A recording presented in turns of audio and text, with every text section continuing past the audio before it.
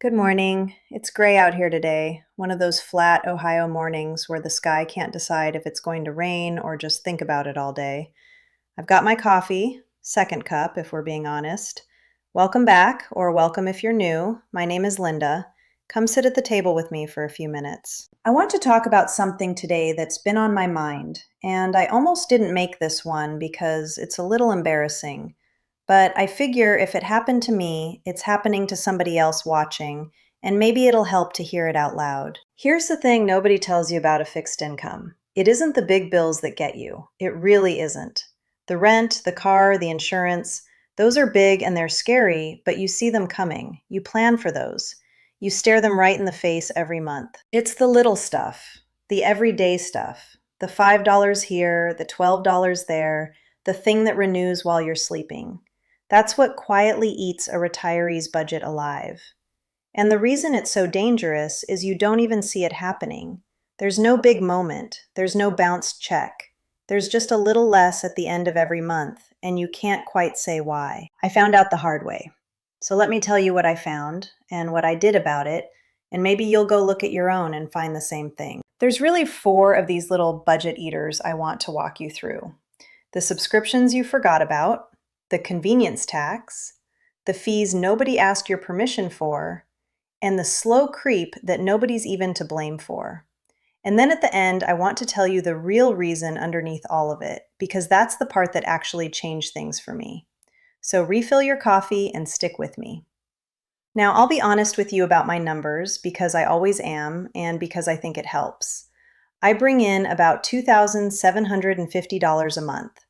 That's Social Security and a small pension from the years I worked at the hospital billing office.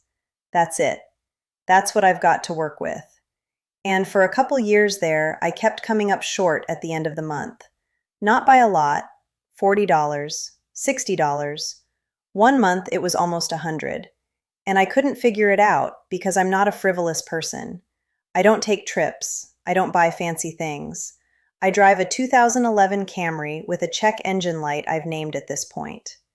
So I did something I should have done years earlier. One afternoon, instead of doing the crossword, I sat right here at this table and I printed out 3 months of my bank statement. 3 months. And I went through it line by line with a highlighter, like I used to do at the billing office. And oh boy, let me tell you what I found. The first thing, and this is the big one, was the subscriptions. I had subscriptions I forgot I ever signed up for. I'm not kidding you. There was a streaming service I started for one show, watched the one show, and then paid for it for 14 months after that. 14 months at $12.99 a month. You do that math. That's almost $200 to not watch television. There was another one, some kind of cloud storage thing for my photos.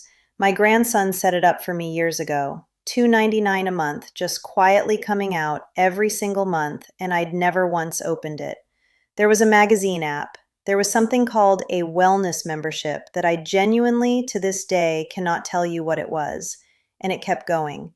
There was a free trial I'd signed up for, you know the ones, first month free, and I'd meant to cancel it and just never did, and it had been charging me $9 a month for over a year. There was even a second streaming service I forgot I had because it came bundled with something, and I was paying for two of the same kind of thing and only ever using one. When I added it all up, I was spending almost $50 a month on things I either forgot about or never used. $50. On a $2,700 income, that's real money. That's my whole problem right there, and then some. I sat there at this table with my highlighter and I actually laughed out loud because what else are you going to do? $50 a month. That's $600 a year I was handing over for the privilege of forgetting. And here's the sneaky part. None of them are big enough to notice. That's the trick of it. Nobody's going to feel a $3 charge. But you stack up a dozen little $3 and $12 charges, all on autopay, all invisible, and that's a tank of gas. That's your copay. That's the difference between making it to the end of the month and not. Donna, that's my sister. She's still back in Akron. Donna says I should have known better. Donna always says I should have known better. But here's what I told her. These things are designed so you forget. They want you to forget. The whole business runs on you not looking. I don't feel dumb about it anymore. I just feel like I woke up. The second thing I found was what I've started calling the convenience tax. This one's harder to talk about because it's tangled up with being alone, and I'll get to that part. But here's the plain money version of it. I was paying extra for everything just to make it easy. I'd order a few groceries to be delivered because I didn't feel like going out, and there's a delivery fee and a service fee, and then you tip, and a $40 order of groceries is suddenly $55. I was picking up dinner instead of cooking it 3, 4 nights a week because cooking for one person is honestly kind of depressing. And a little dinner out, even a cheap one, is $15 by the time you're done. I want you to picture it because I bet some of you do the exact same thing. It's 5 o'clock, it's getting dark, you don't feel like standing at the stove to make a real meal for one single person. So you think, I'll just grab something. And grabbing something feels small. It feels like nothing. But you do that little nothing 4 times a week, every week, and it stops being nothing real fast. I added that up too. The picking up, the delivering, the little conveniences. It was over $150 a month. More than the subscriptions, way more. I sat there and thought, Linda, you could fly to Tampa and see Shelley every other month for what you're spending to not cook dinner. Now, I'm not going to sit here and tell you to never treat yourself. That's not me. Life's too short, and I've buried too many people to tell you to squeeze every nickel. But there's a difference between a treat and a habit you stopped noticing. A treat you choose, a habit just happens to you. And mine had stopped being treats a long time ago. They were just the default. The third thing was fees, and these made me mad, I'll tell you. I had a checking account that started charging a maintenance fee.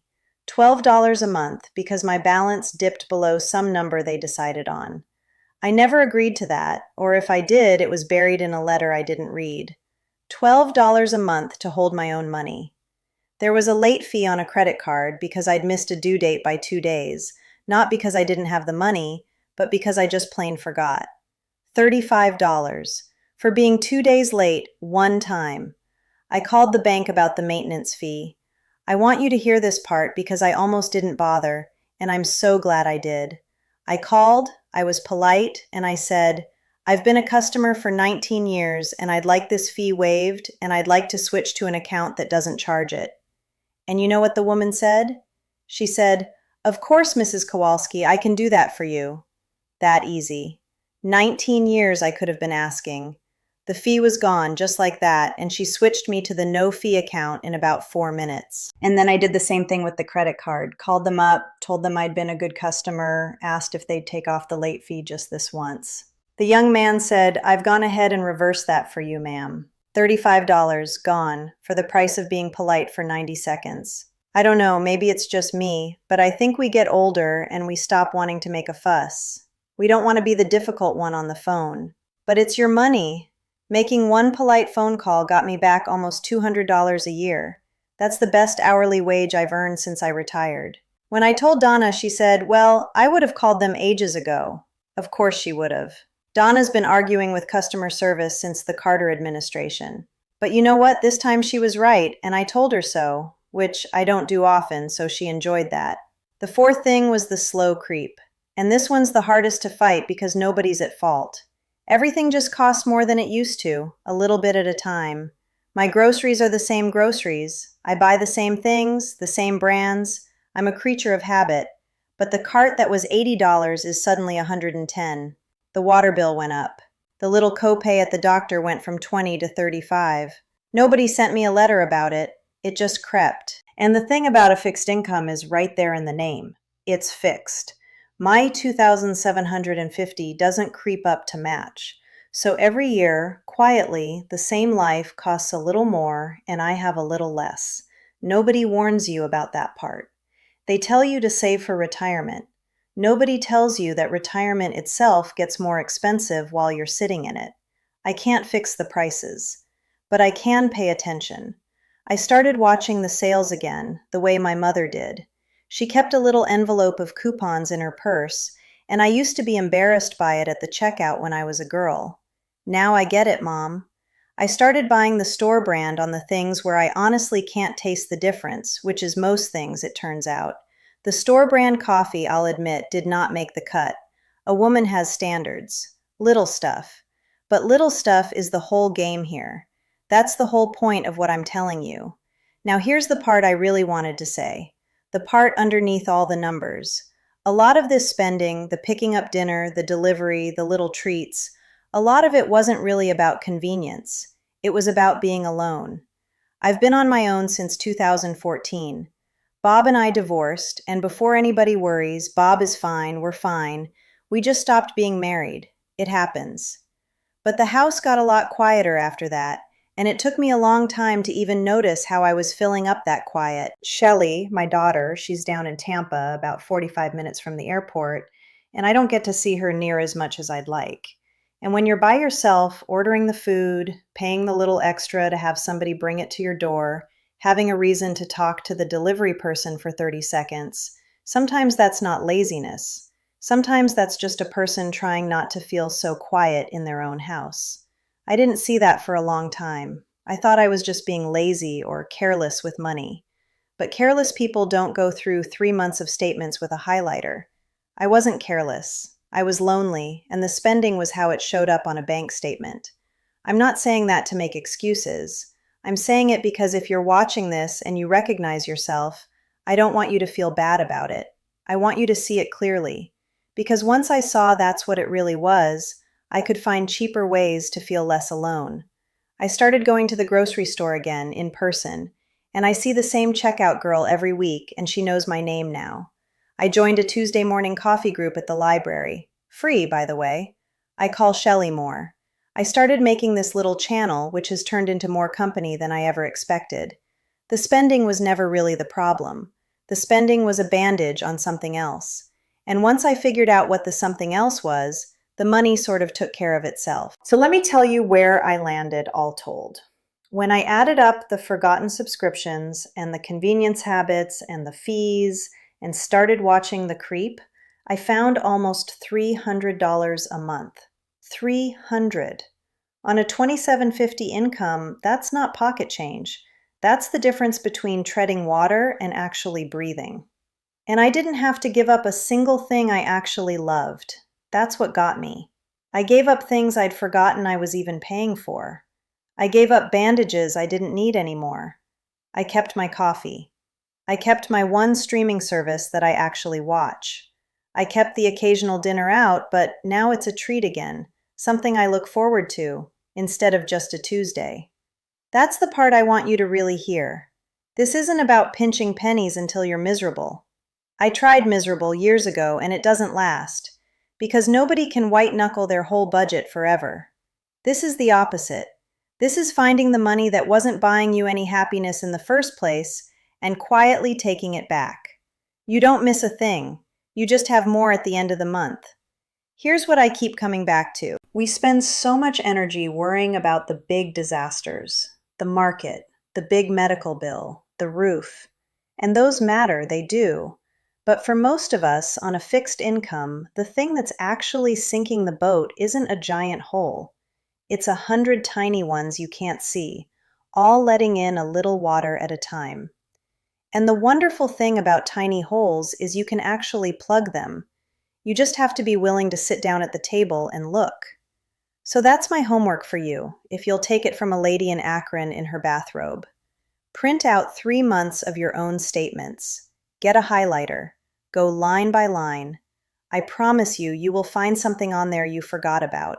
Probably more than one. And every one of those is money you can get back without giving up one single thing that actually makes you happy. And then come tell me about it. That's what I really want. Down in the comments, tell me the silliest thing you found that you'd been paying for and forgot about. Tell me your subscription you don't use, or the fee that made you mad. I read every one of these, and I think it helps people to know they're not the only one.